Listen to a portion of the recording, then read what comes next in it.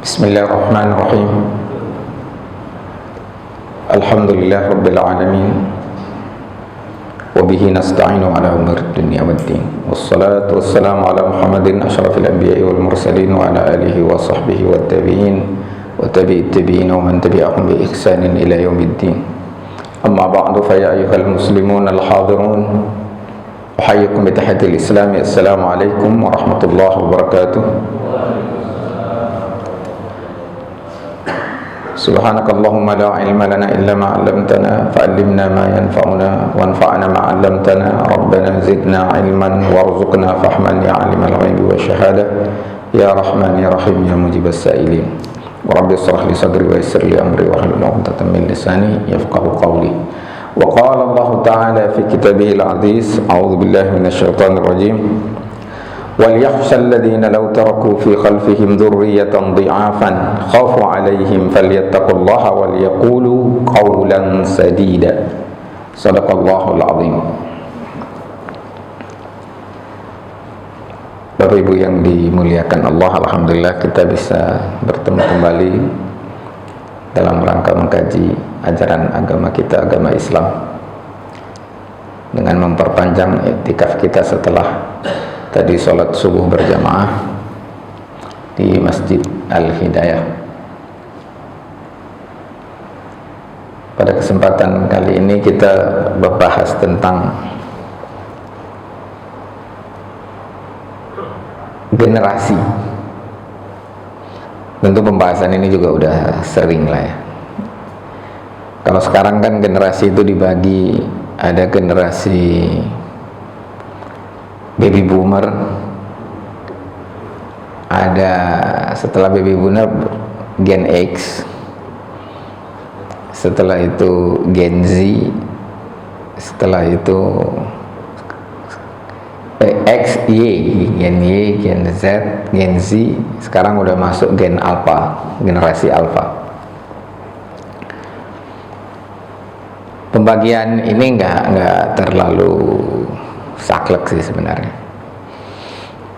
dan bukan juga suatu hasil riset yang mendalam tentang generasi itu, tapi berdasarkan observasi umum saja, melihat masing-masing itu ada karakternya, dan biasanya dikaitkan dengan teknologi. Ya, generasi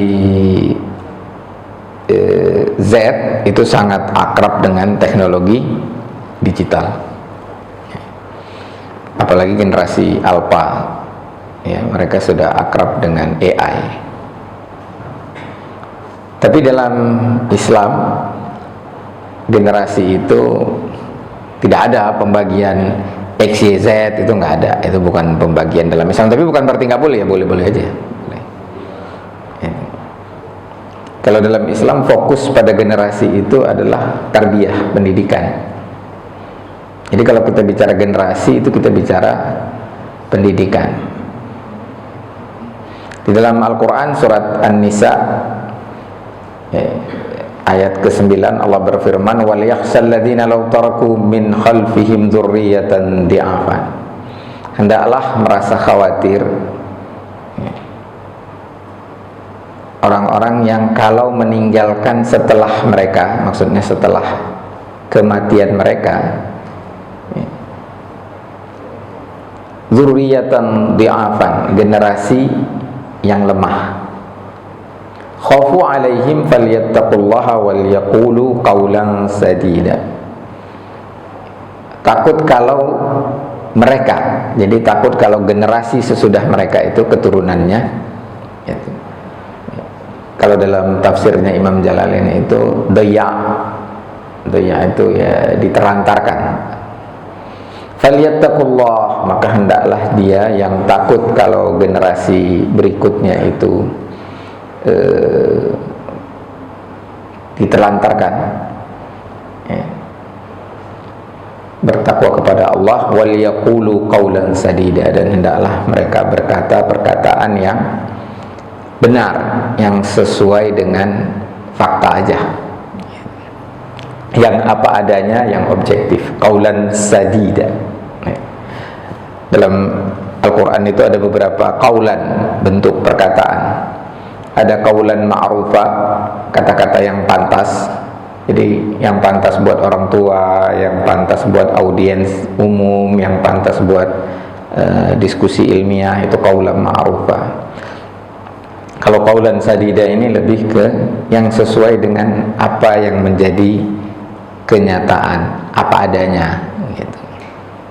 Ya, dan mudah dipahami, tidak terlalu atau tidak berkias-kias gitu, qaulan sadida itu.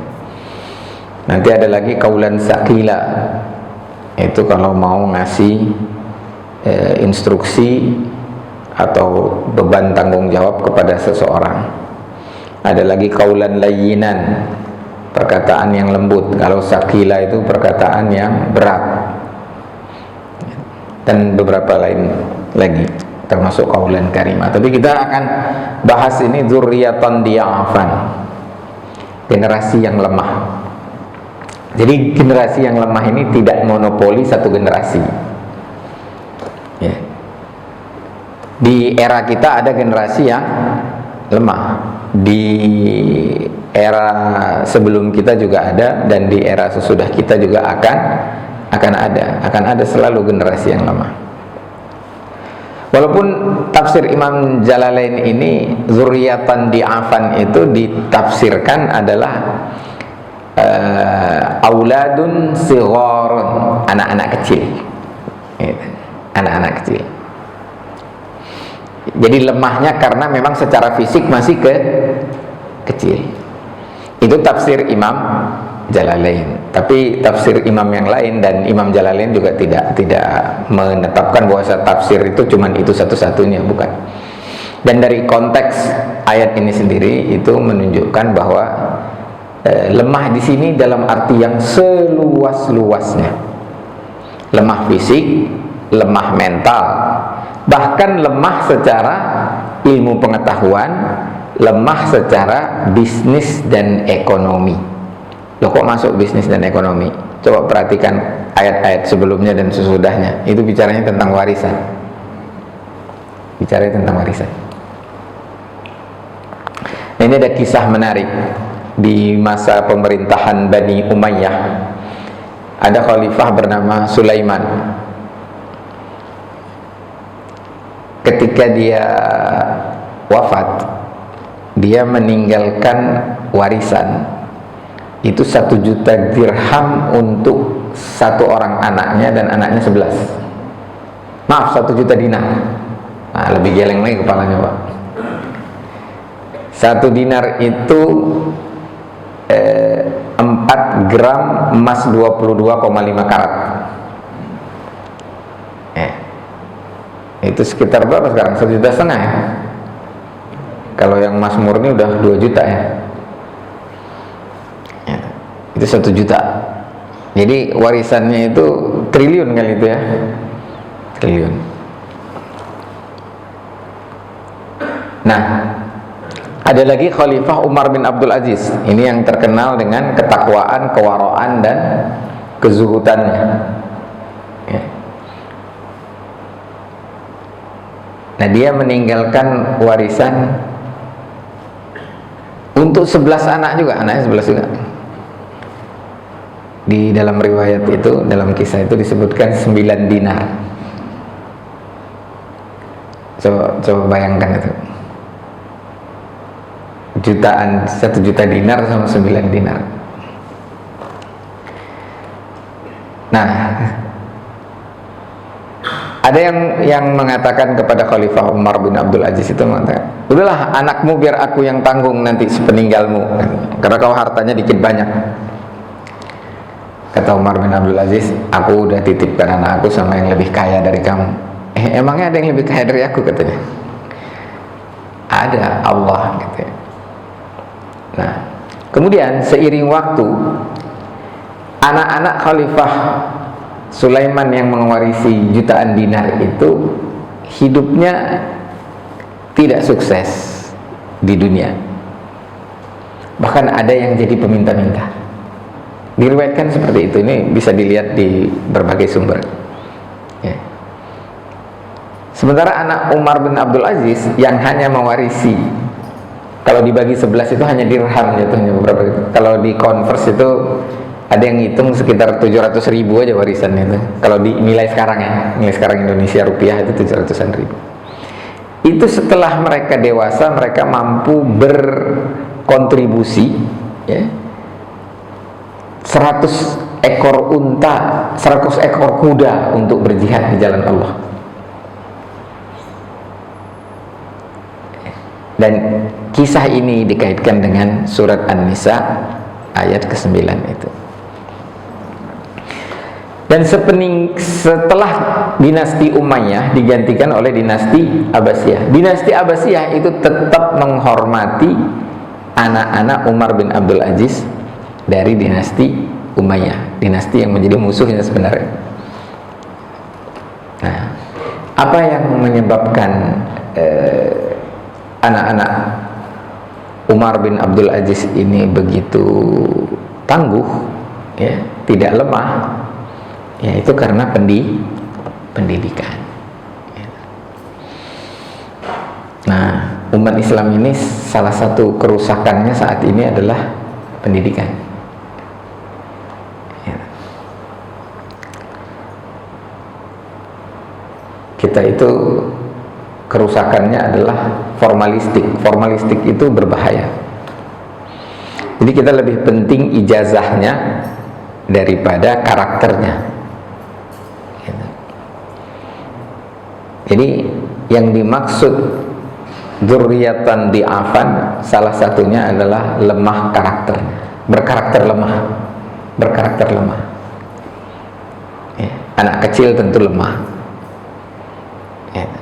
Orang dewasa banyak yang lemah. Jadi gelarnya profesor, doktor, tapi karakternya lemah, tidak berani mengatakan yang benar itu benar, yang salah itu salah. Tidak tahan menghadapi ujian kehidupan. Kenapa? Sekali lagi, karena fokusnya formal. Formal itu apa? Ijazah, gelar gitu. Apakah itu nggak perlu? Perlu, tapi bukan fokus gitu. Bukan yang dijadikan tujuan, itu maksudnya fokus. Yang dijadikan tujuan itu adalah pembentukan karakter. Dan karakter yang paling utama adalah karakter moral, yang dalam bahasa agama disebut sebagai akhlak. Nah, bagaimana mendidik akhlak? Mendidik akhlak itu ada 3, Pak. Pertama, keteladanan, bukan mata pelajaran. Maksud mata pelajaran ini dibikin buku akhlak, diajarkan. Itu namanya pengetahuan, bukan karakter. Dan akhlak yang paling utama itu adalah cara kita tunduk pada Allah Subhanahu wa Ta'ala. Bahkan iman itu akhlak. Tidak beriman itu tidak berakhlak. Salat itu akhlak.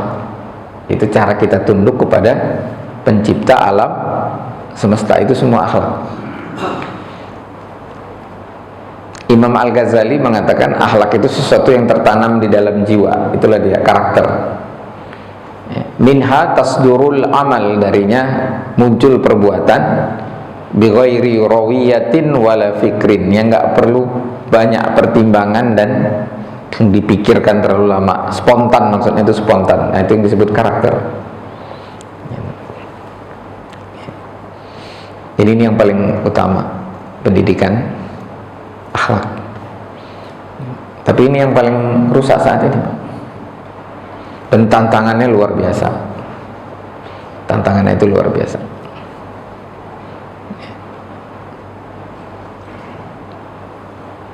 Yang kedua, logika.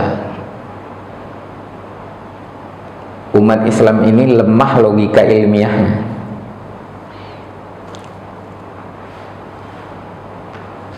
Sering saya kalau berdialog ketahuan itu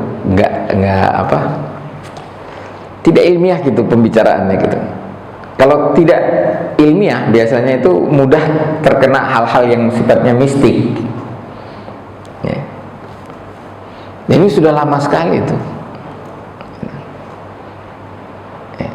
Contohnya apa? Sesajen gitu. Itu kan gak ilmiah sama sekali itu. Gak ilmiah.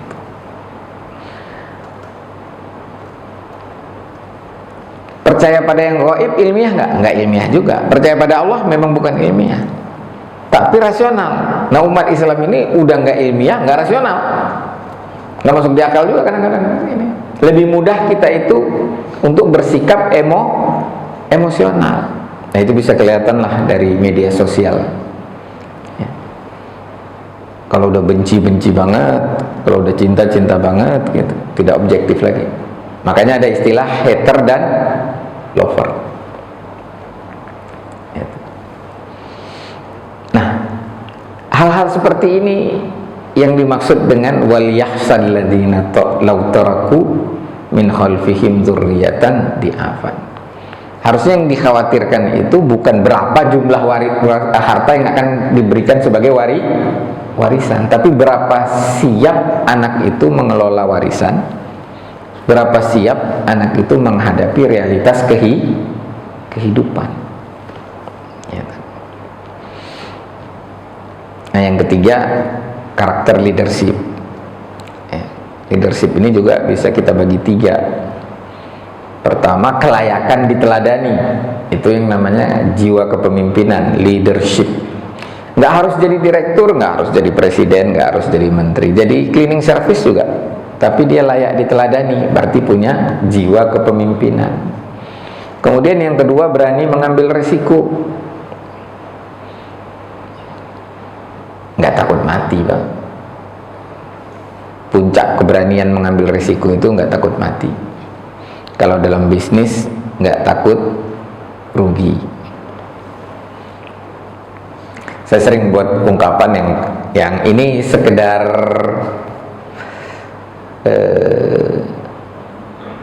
mengapa istilahnya ya, memicu kita untuk merenung aja. Saya katakan begini, kalau takut cerai jangan kawin. Pasti nggak cerai kan? Kalau nggak pernah kawin nggak pernah cerai, Pak. Itu maksudnya keberanian mengambil risiko. Kalau takut rugi jangan bisnis, pasti nggak pernah rugi, tapi juga nggak pernah untung kan? Ya. Kalau takut mati jangan hidup. Nah, ini kan nggak bisa yang ketiga ini, karena hidup itu bukan maunya kita, itu diberikan karunia. Nggak bisa milih.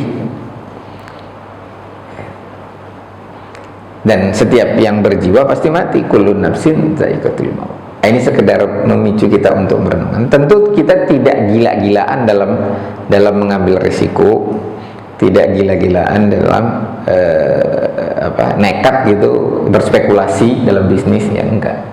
Gitu. Semua ada pertimbangannya. Nah, karakter kepemimpinan yang ketiga itu adalah bertanggung jawab.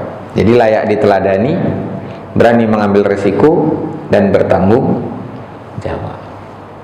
Nah, inilah yang dididik, ditumbuhkan oleh Rasulullah SAW terhadap para sahabat, kemudian dari para sahabat kepada tabi'in melalui rumah-rumah tangga mereka. Ya. Nah, yang terakhir, karakter yang diperlukan juga adalah karakter bisnis, yaitu mampu. Kalau karakter moralnya itu, akhlaknya adalah cara tunduk pada sang pencipta, ya. Karakter logikanya, logika ilmiah, yaitu paham cara alam semesta ini tunduk, bagaimana air itu tunduk, bagaimana api itu tunduk, yang kita sebut sebagai sunnatullah, oleh orang-orang lain barat disebut sebagai hukum alam. Yang ketiga adalah kepemimpinan, yang terakhir adalah bisnis dalam arti mencari rezeki yang halal. Tidak harus jadi pedagang, jadi pekerja juga itu bisnis. What is your business? Apa urusan? Bisnis itu artinya urusan. Nah, di sini yang dimaksud lebih spesifik lagi adalah kemampuan mencari rezeki yang halal, sehingga kalaupun warisannya sedikit tetap bisa hidup. Dan jangan sampai warisannya banyak malah habis gitu. Karena apa? Karena akhlaknya buruk. Akhlak buruk itu pasti ngabisin duit, Pak.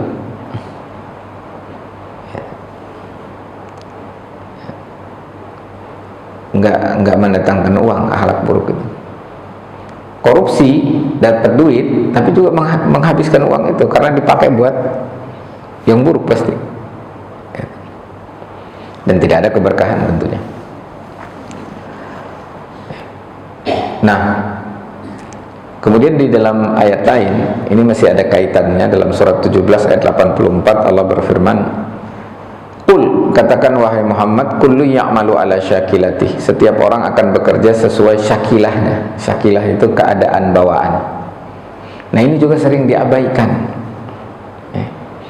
Pendidikan kita itu lebih fokus pada penyeragaman. Keadaan bawaan itu pasti unik setiap orang. Nah, kita cenderung menyeragamkan. Dan mengkastakan. Mengkastakan itu apa? Kalau zaman saya itu dulu fakultas kedokteran itu kastanya paling tinggi. Saya fakultas sastra itu kastanya termasuk yang paling rendah. Kalau di fakultas ilmu sosial dan ilmu politik yang kastanya paling tinggi itu jurusan HI waktu itu. Yang paling rendah kesejahteraan sosial. Dari mana datangnya kasta itu? Dari income yang, potensi income yang mungkin didapatkan. Kalau anak HI itu kerjanya di kedutaan, Kementerian Luar Negeri, gajinya gede. Padahal lebih banyak anak fakultas sastra yang bekerja di kedutaan. Atas salah seorang atase di Jerman itu, saya waktu kesana ketemu itu fakultas sastra, alumni sama saya. Nah, itu penyeragaman dan kasta. Jadi kalau tadi formalnya, ijazahnya, gelarnya, nah kalau sekarang itu ada diseragamin gitu. Dan milih jurusan itu bukan karena syakilah, karena potensi bawaan, tidak mau mengukur syakilahnya. Kita ini punya keunikan. Jadi gini, kalau ditanya apakah semua orang bisa jadi guru, ini sebenarnya sudah pernah saya sampaikan dan saya akan berulang-ulang menyampaikan ini. Niru-niru Kiai Haji Ahmad Dahlan bahas surat apa itu, Ara'aital ladzi yukadzibu biddin tuh, sampai jamaah pengajian ini nanya, Pak Kiai ini udah dibahas puluhan kali. Ya, belum terrealisasi ya dibahas aja terus. Jadi kita itu tidak mau memahami keunikan diri kita. Apakah semua orang bisa jadi guru, bisa jadi dokter? Jawabannya bisa, bisa. Tapi apakah semua orang cocok jadi guru dan jadi dokter atau jadi dokter?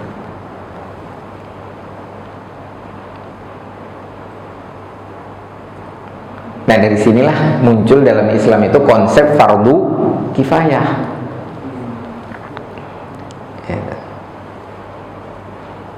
Semua kita harus membuang sampah pada tempatnya, tapi tidak semua kita harus jadi pengelola limbah. Coba kalau semua orang jadi guru, siapa yang jadi apoteker? Siapa yang jadi dokter? Siapa yang jadi arsitek? Siapa yang jadi politisi? Nah, memilih menjadi politisi, menjadi dokter, menjadi guru, menjadi arsitek, ya, menjadi termasuk mu'alim atau penceramah.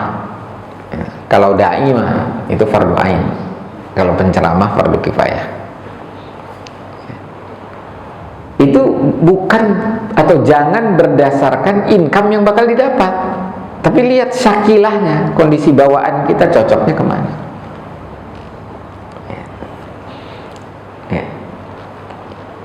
Karena dari situlah thariqahnya, metode mengaktualisasi dirinya itu dari syakilah itu. Ke situ juga nanti arah suksesnya, nahiyahnya. Di situ juga letak kekuatannya, hiddahnya dalam bahasa Arab. Dan itu semua tafsir syakilah itu di dalam beberapa kitab tafsir seperti Imam Tabari, Qurtubi, dan Ibnu Katsir. Ya. Dan itu yang menjadi motivasi, maka syakilah juga ditafsirkan sebagai an-niyah, gitu, bahkan ad-din. Ya. Nah, tapi di realitas saat ini enggak. Orang milih jurusan program studi, ya lihat aja nanti penghasilannya apa. Atau berdasarkan prestasi akademik. Ini juga keliru kalau berdasarkan prestasi akademik. Prestasi akademik itu prosesnya proses belajar, bukan bawaan. Nurturing proses, ya, hasil didikan. Jadi kalau ada anak nilai matematikanya rendah, dibilang nggak cocok jadi matematikawan. Padahal matematikanya rendah itu karena guru matematikanya nggak enak, nggak bisa ngajar, bukan karena murid nggak bisa belajar. Semua orang dengan IQ normal 90 sampai dengan 120 itu bisa memahami matematika kalau diajarkan dengan metode yang tepat. Tapi memang tidak semua orang cocok jadi matematikawan. Tapi semua orang bisa paham matematik. Saya sampai kuliah nggak ngerti yang namanya persamaan kuadrat, tidak ngerti yang namanya bilangan mol. Tapi setelah itu saya bisa paham. Bahkan saya belajar sendiri dari YouTube. Apa itu persamaan kuadrat, apa itu bilangan mol. Selama IQ kita masih normal bisa, gitu. Jadi tidak layak itu dijadikan dasar milih jurusan. Nah kalau milih jurusan, misalnya nilai biologinya tinggi, nilai apa lagi? Ya matematikanya lumayan lah. Nah, lalu dikatakan pilih jurusan kedokteran atau ilmu biologi di MIPA. Padahal dia nggak suka dengan aktivitas-aktivitas penelitian. Ngapain? Atau nggak suka kalau pilih fakultas kedokteran, nilai prestasi akademiknya bagus, masuk kedokteran mah gampang. Tapi pas jadi dokter, kalau datang pasien lemes, males gitu. Kenapa? Karena dia punya syakilah, bawaan itu nggak suka sering ketemu orang. Dia sukanya banyak mikir.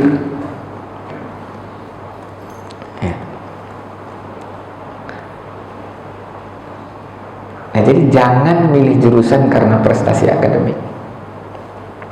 Jangan juga milih jurusan karena kasta dari program studinya.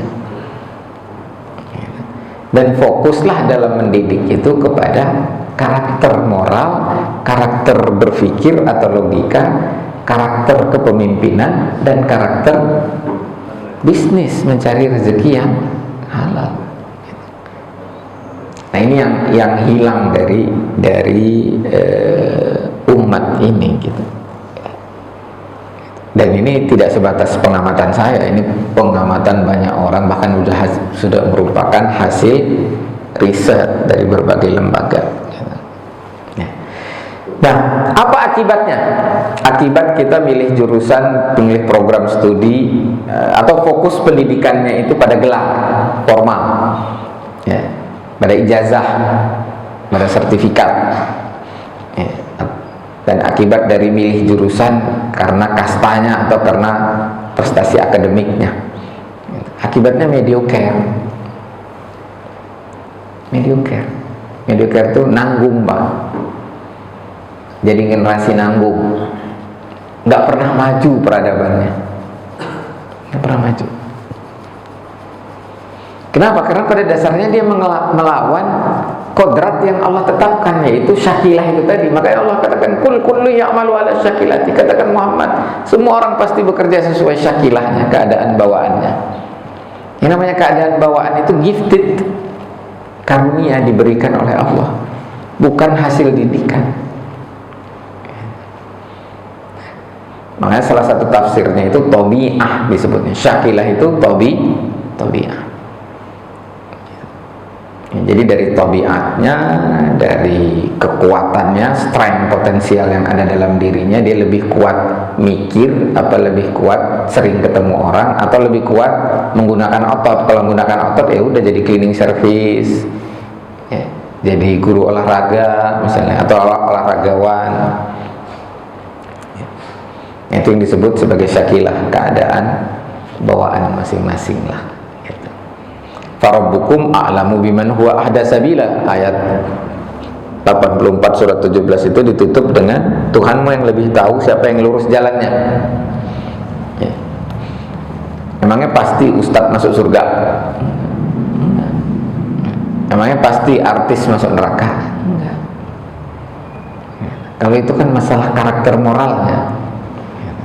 Kalau karakter kinerjanya ya masing-masing lah, ada yang cocok akan berkinerja tinggi ketika menjadi akuntan, ada yang berkinerja tinggi ketika menjadi konsultan, ada yang lebih berkinerja tinggi karena ketika menjadi arsitek, menjadi teknisi. Nah, itu sesuai keadaan bawaan masing-masing. Tapi inilah yang hilang dari umat ini, fokusnya kita dijebak gitu. Nah, ini juga di Indonesia bermula dari zaman penjajahan, zaman Belanda.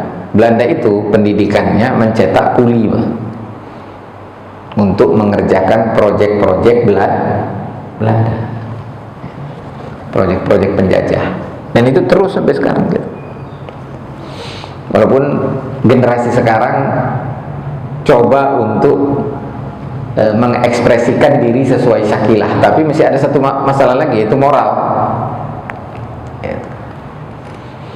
Orang Indonesia ini cenderung banyak yang kreatif, suka berpikir kreatif. Seniman banyak orang Indonesia ini, seniman. Teknisi nggak terlalu banyak, ada juga. Tapi kebanyakan kita didorong untuk jadi teknisi.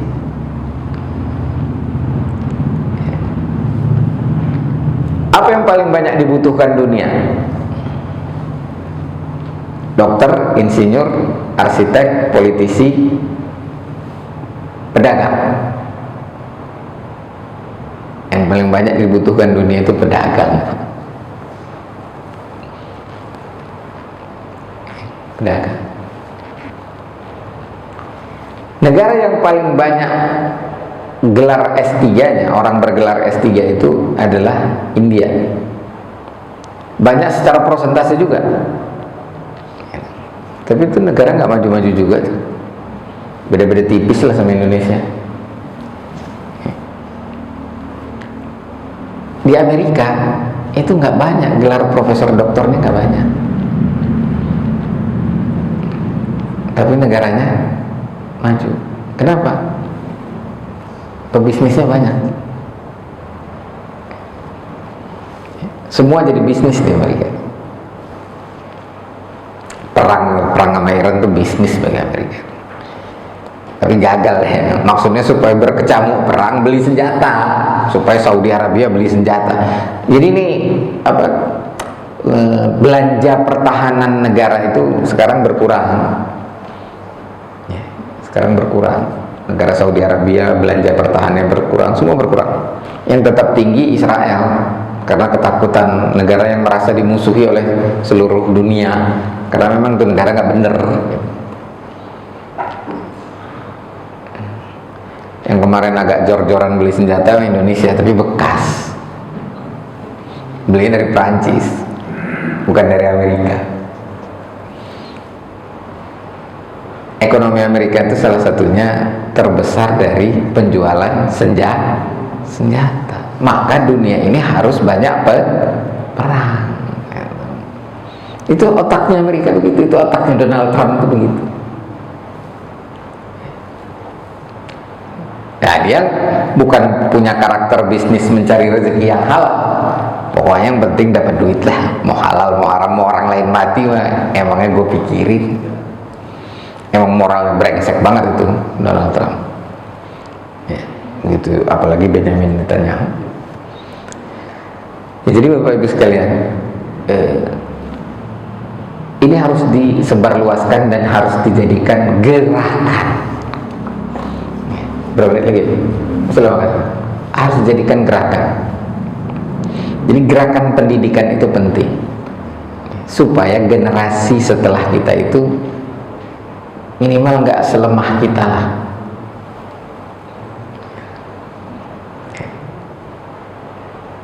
Jadi harus jadi gerakan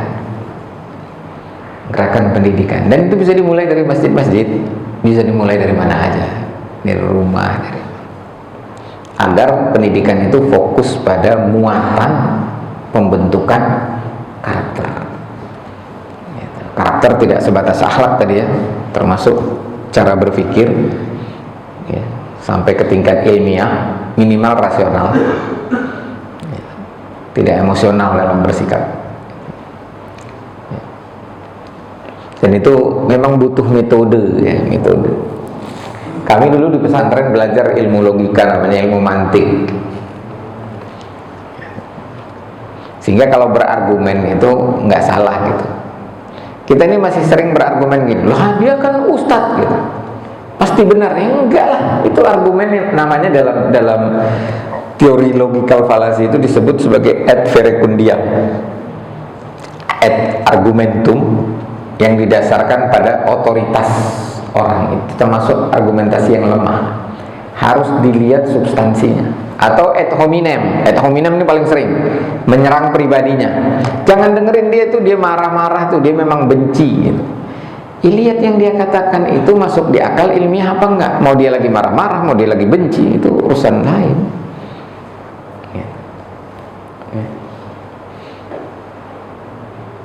Nah itu yang dimaksud karakter berpikir rasional dan ilmiah. Nah ini yang kalau masyarakat barat sangat ilmiah berpikirnya, tapi bablas. Yang gaib pun mau diilmiahkan, ya nggak mungkin lah. Ya. Kalau gaib itu diimani, nggak diilmiahisasi gitu.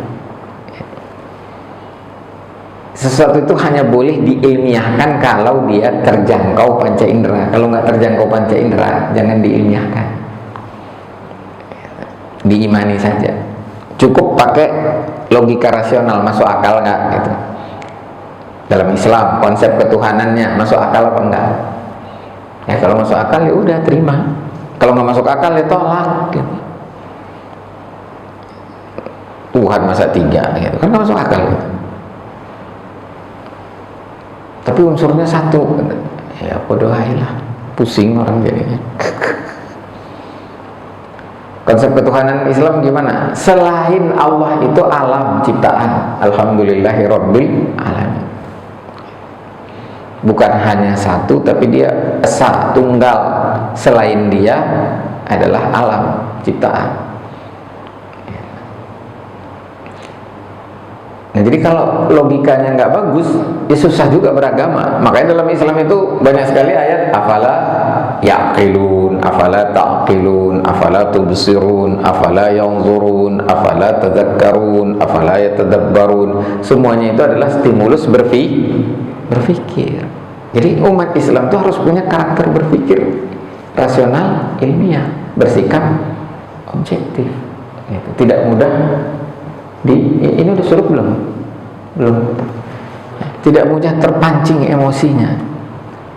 Orang itu benar sekalipun posisinya, kalau dia emosional pasti kalah dalam argumen. Ya. Nah ini menjadi tanggung jawab, lemah apa kuat karakternya. Nah, sering orang bicara pendidikan karakter tapi nggak jelas konsep karakternya. Saya berusaha untuk menjelaskan karakter itu minimal 4 yang paling utama. Karakter moral untuk perilaku, itu yang kita sebut sebagai akhlak, dan itu semua sumbernya ada dalam Al-Quran dan Sunnah. Indama su'ilat ummul mu'minin Aisyah radhiyallahu anha an khuluqi Rasulillah qalat kana khuluquhul Quran. Ketika Ummul Mukminin Aisyah ditanya tentang akhlak Rasulullah, dijawab akhlaknya adalah Al-Quran. Jadi kurikulum akhlaknya Al-Quran.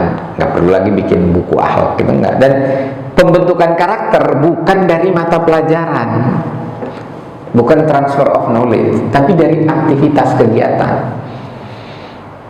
Jadi anak-anak itu jangan diajar fikih sholat, diajarin sholat aja langsung praktek, nyontoh gurunya, ikutin ya gitu. Jangan disuruh berwudu, tapi diajak berwudu. Ayo berwudu dan contohkan cara berwudunya. Makanya strategi pendidikan akhlak itu pertama keteladanan, kedua inspirasi, ketiga pembiasaan, keempat penyadaran, kelima rules aturan, keenam sanksi atau konsekuensi. Baru terbentuk nanti dia tumbuh. Kalau dikasih rukun sholat ada 13, nggak sholat dia cuma bisa jawab soal ujian aja. Jadi mendingan dia nggak hafal rukun sholat, baca Quran itu nggak usah ngerti ilmu tajwid, nggak ada masalah Pak. Fa in khiftum alla ta'dilu, ini izhar apa ikhfa nggak penting, yang penting mau bacanya bener.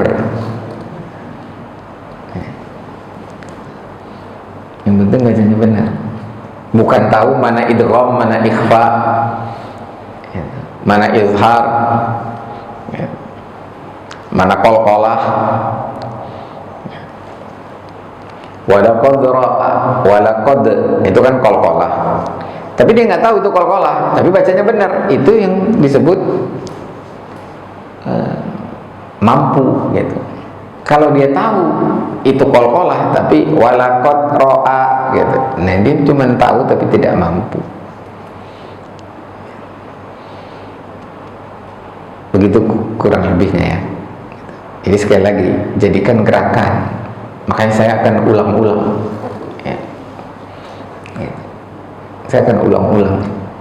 Saya tahu ini berat sebenarnya, makanya jangan sendiri, ajak yang lain. Buat apa pengajian kalau berhenti jadi pembicaraan, setelah itu cuma ngobrol, makan gitu. Mamiza, ya, nasi kuning.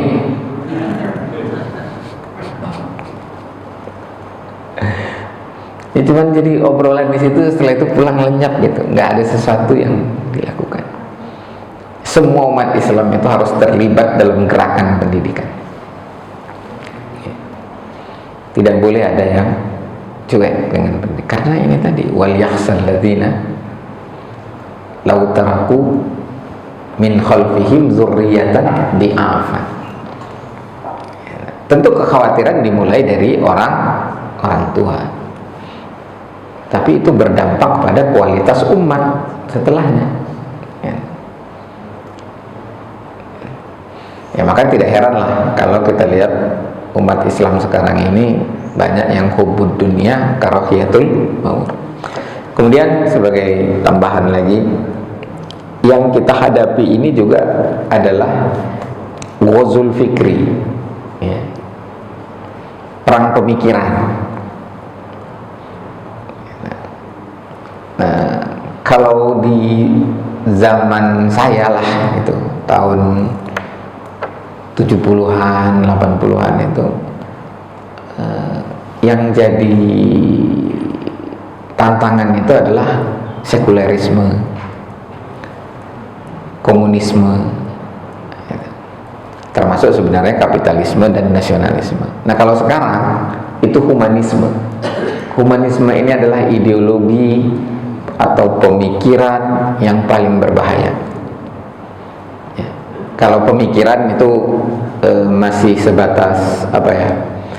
Sebatas kumpulan gagasan yang disebarluaskan, itu pemikiran namanya, hasil berpikir. Kalau ideologi dia sudah dianut, pemikiran yang sudah dianut dan menjadi dasar gerakan, nah, itu ideologi namanya.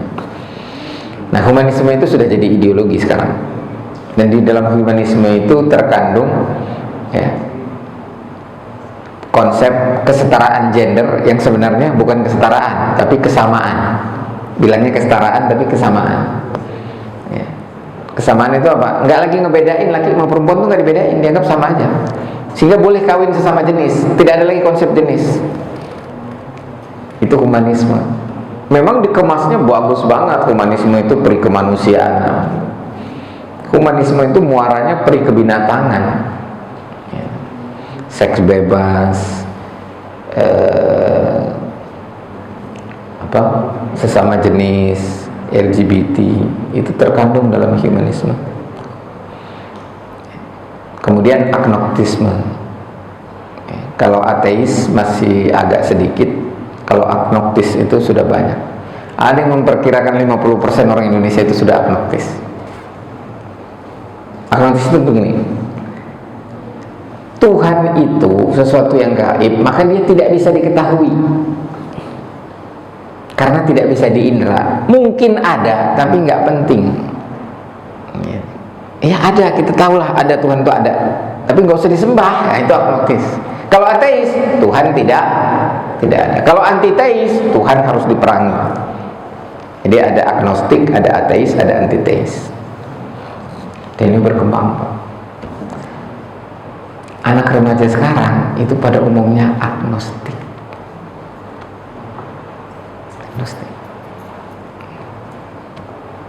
Nah, kalau sudah agnostik, maka religiusitasnya pun akan jeblok gitu. Halal haramnya jeblok. Maka jangan heran kalau anak SMA itu sudah melakukan hubungan seksual sebelum nikah, itu sudah sangat banyak. Dan korbannya kebanyakan perempuan. Nah, dalam konteks gerakan pendidikan membangun peradaban, maka harus ada fokus dalam mendidik perempuan, anak perempuan. Karena dalam Al-Quran ada surat An-Nisa, nggak ada surat Ar-Rijal. Sederhananya begitu aja. Quran itu kitab peradaban. Kalau mau peradaban harus ada fokus dalam mendidik. Jadi wanita itu benteng peradaban. Kalau pria dia membangun peradaban. Tapi yang bangun bisa juga ngerubuhin kan. Jadi laki-laki itu pembangun dan perusak peradaban. Kalau wanita itu benteng pelindung peradaban. Jadi kalau dianya lemah, jebol itu peradaban. Jebol.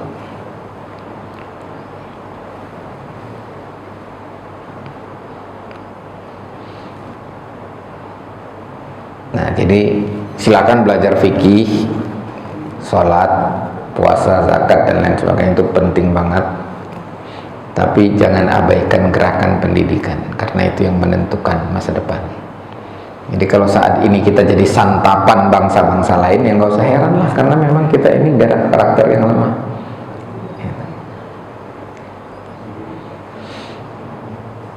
Jadi sekali lagi, mari kita tetap fokus dalam tarbiyah, dalam pendidikan, dan jangan terjebak sekali lagi pada formalitas ijazah, gelar, dan jangan dikastakan berdasarkan gaji. Tapi pendidikan itu harus bertumpu pada potensi masing-masing sakilah, sehingga nanti kontributif. Makanya ada hadis khairun nas anfa'uhum linnas. Bagaimana orang bisa menjadi paling bermanfaat kalau dia harus mengerjakan yang nggak sesuai sakilahnya? Gelarnya doktor, tapi kalau datang pasien stres, pasien lagi, karena nggak punya sakilah melakukan diagnosa. Ilmu diagnosanya ada, itu yang disebut memiliki kompetensi tapi tidak memiliki bakat bawaan. Semua orang di training jadi public speaking, semuanya punya kompetensi, tapi kalau nggak punya bakat, tetap aja nggak bisa ngomong, nggak suka ngomong. Kalau saya memang bakat Pak, mau sampai besok juga ini ngomong bisa. Pernah saya belajar public speaking? Enggak, saya nggak pernah belajar public speaking. Waktu awal-awal ceramah, ya gemeter juga tuh kaki, gemeter. Tapi karena bakat, ya udah, mau ngomong sampai kapan aja oke. Saya punya bakat communication, saya sangat suka menjelaskan. Saya memilih kata itu nggak sembarangan. Kapan pakai tengok, kapan pakai lihat, kapan pakai pandang. When we use look, when we use see, when we use view. Ya. Nah, itu kalau sudah bakat, maka kontribusinya akan besar. Tapi kalau nggak bakat, ya nggak bisa. Demikian, mudah-mudahan bermanfaat. Kalau masih ada yang mau ditanyakan, masih ada 4 menit, harusnya 10 menit. Ya, silakan. Yang ini yang ayat 9 surat An-Nisa. Ya. Itu bisa dijadikan dalil untuk orang yang ber-KB nggak, Ustaz? Oh, maksudnya gimana dulu? Supaya nggak ber-KB atau supaya ber-KB? Supaya ber-KB. Enggak, karena ini tarbiyah Pak, bukan pembatasan kelahiran. Justru dia sudah punya anak, jadi bukan pembatasan kelahiran. Kalau pembatasan kelahiran itu kata-katanya bukan zuriat dong, bukan generasi. Ya. Ya. Artinya dia takut kalau misalnya banyak anak nggak bisa mendidik. Kan ini masalah tarbiyah juga. Iya.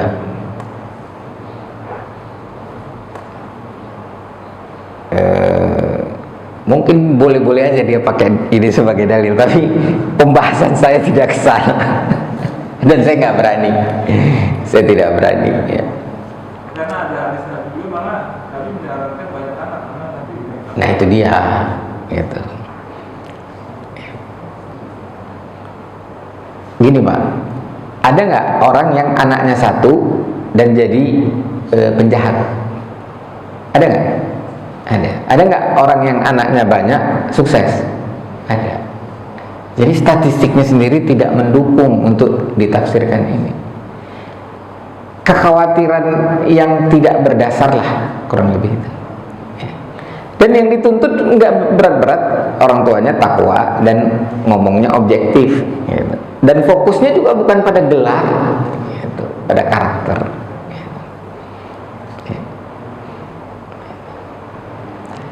Dan alasan KB itu kan bukan pada kualitas generasi, tapi pada ekonomi kan, ekonomi.